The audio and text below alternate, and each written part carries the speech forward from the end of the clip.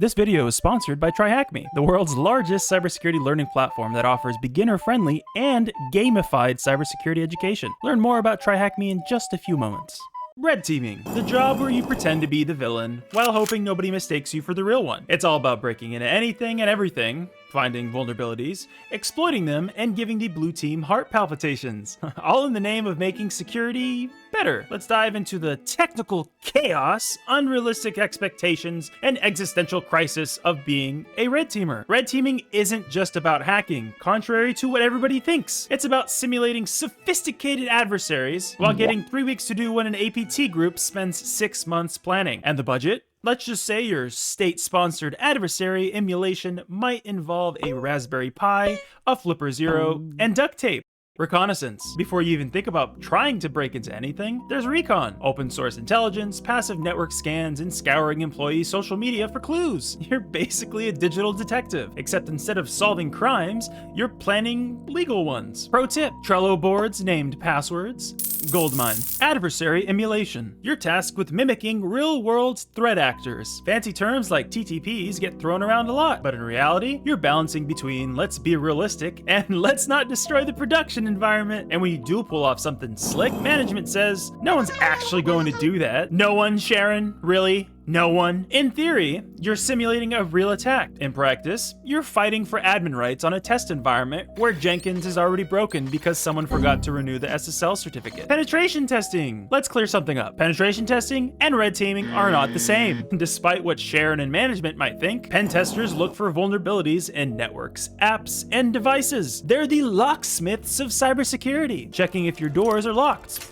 Occasionally finding one propped open by Carl because it's easier this way. Red teaming, whole different beast. It's adversary emulation, thinking and acting like an actual threat actor. You're not just checking the locks, you're figuring out how to get Carl to hand you the keys because you pretended to be his old college roommate. And please, stop asking red teamers if they just run Nessus and call it a day. That's like asking Michelin star chefs if they just microwave frozen dinners. They do, but don't ask. Pen testing is where you politely ask a company, may I hack you? Then proceed to bypass WAFs, exploit misconfigured S3 buckets, and find plaintext credentials stored in Jenkins. The real enemy? Scope creep. Can you just test this one extra little thing? No, Bob, that's a whole new engagement. Vulnerability research.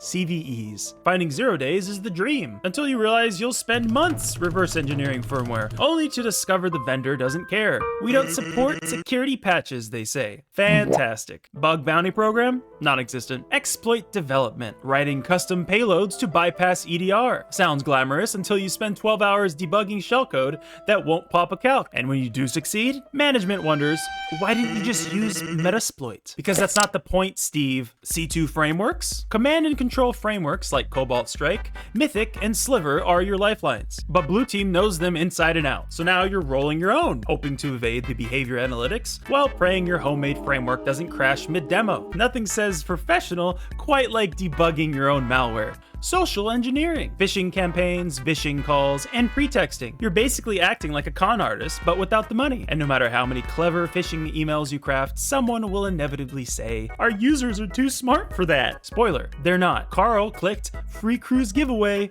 while on board a cruise. Physical red teaming. Breaking into buildings James Bond style sounds cool until you're crawling through HVAC ducts, tighter than your jeans these days, only to trigger an alarm because access denied wasn't just a metaphor. And when alarms inevitably go off, you get to practice the art of GTFO, or face trying to explain to the cops what a get-out-of-jail-free card is, and that yours is in fact real. Pro tip. Always carry a convincing cover story just in case. And a clipboard. I am the new IT guy, works wonders. And a confident clipboard can get you out of a lot of trouble. Lateral movement. Pivoting across networks using SMB shares, misconfigured AD trusts, and stolen Kerberos tickets. Meanwhile, management's idea of security, disabling clipboard sharing on RDP. Privilege escalation. Finding ways to go from user to system. You exploit weak folder permissions, abuse token impersonation, and use good old DLL hijacking. And when you succeed, that's just theoretical, says someone who clearly doesn't know how Windows works. And when you fail, your perfectly crafted payload blocked by Windows Defender. Defense evasion. You're constantly dodging AV, EDR, and UEBA. Obfuscating PowerShell commands, encrypting payloads, and using lol bins become second nature. And still you hear, why didn't we catch this sooner? Because your logging is a dumpster fire, Gary. Exfiltration, the grand finale, getting data out without detection. DNS tunneling, encrypted HTTPS traffic, and steganography are your friends. But when you explain how easy it was, management goes, our data isn't valuable. Oh, really? Then why do you have a SOC? Reporting, the bane of every red teamer's existence. You spend weeks crafting elegant exploits only to be reduced to writing recommendation, enable MFA. And if the report isn't pretty enough, can you add more graphics? Sure thing, Sharon. Let me make a bar graph of your incompetence. Purple teaming. Collaborating with the blue team to improve defenses sounds great in theory. In practice, it's you explaining for the 17th time why disabling PowerShell isn't a long-term solution. Tool fatigue? From Bloodhound and Sharphound to Responder and CrackMap exec, the sheer number of tools is overwhelming. And sadly, the list never ends. And just when you master one, a new must-have tool drops on GitHub. Welcome to the eternal hamster wheel. Speaking of constantly learning, today's sponsor, tryhackme, can help with that. If you're looking to brush up on red teaming concepts or tools, tryhackme offers red teaming education with dedicated modules to individual security tools. Whether you're a complete beginner or a seasoned vet, tryhackme can help you brush up your skills and do so in a fun, gamified way. And if you're looking to see what blue teaming is up to, they can help with that too. So check out tryhackme if you're looking to brush up on your cybersecurity skills. Threat intelligence, reading endless threat reports filled with buzzword acronyms like IOCs and TTPs. Half the time you're thinking, we already knew this.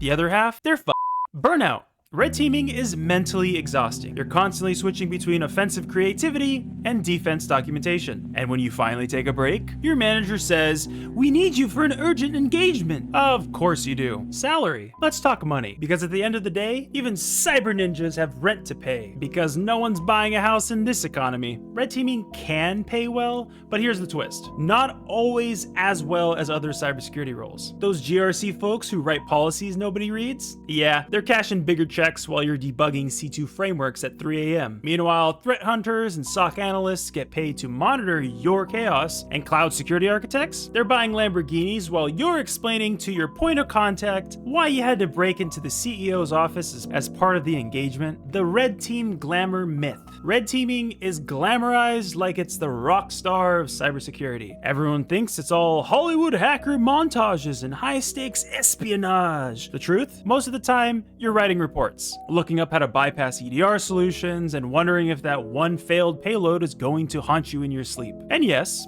it's cool. But it's not all smoke, neon lights, and furious keyboard typing. Sometimes it's just awkwardly sitting in a conference room explaining to management why storing passwords in plain text is a bad idea for the third time this year. Red teaming is a wild ride of technical brilliance, frustration, and caffeine-fueled madness. You break into systems, get blamed for proving they were vulnerable, and somehow still love every chaotic minute of it. And remember, the real adversary isn't the threat actor, it's Carl in accounting.